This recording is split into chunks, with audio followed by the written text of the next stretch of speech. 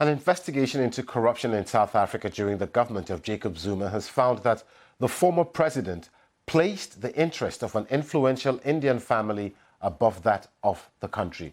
Central to the Commission's investigation is the claim that a wealthy Indian family, the Guptas, bought its way into the most influential organs of state via former President Jacob Zuma.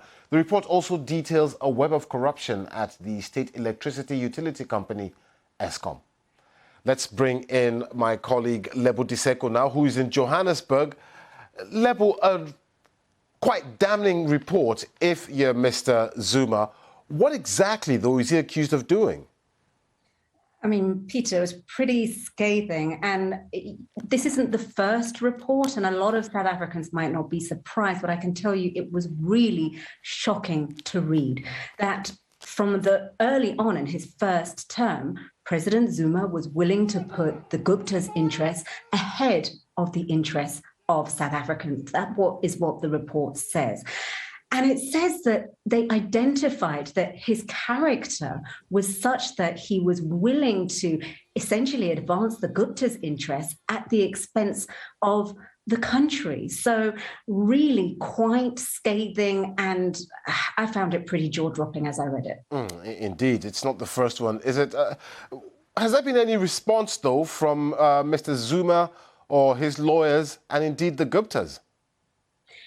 Well, there's been no response from President Zuma officially, but his foundation did tweet quite cryptically that this is the fruit of the poison tree. He has always said that he is innocent, and he claims that this commission is biased against him. That is why he stopped cooperating with it. And you'll remember that led to those contempt of court charges against him.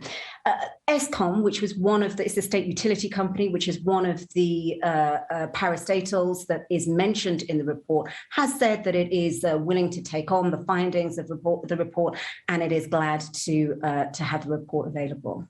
Indeed, and you've also mentioned the fact that this is not the first report. I mean, it's almost like pulling teeth, if you like. I mean, do we know when we'll see the end of this corruption investigation, if you like?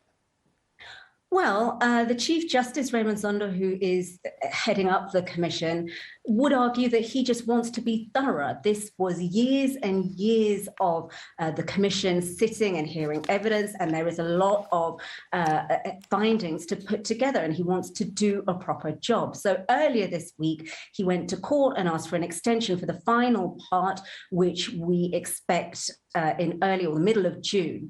And I think that, he would say that it's better to do a proper job. And he has, in fact, says that he wishes it hadn't taken so long, but better than to be thorough and make sure that the job is done well. And as you say, South Africans might not be surprised by what's in this report, but are they still being gripped by details of this investigation?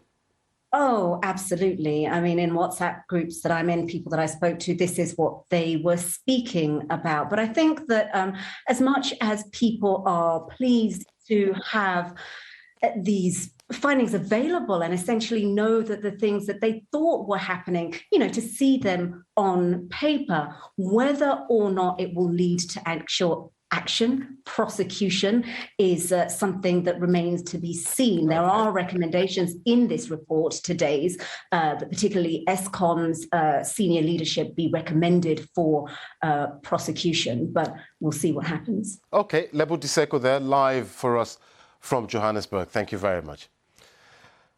Let's take a quick look.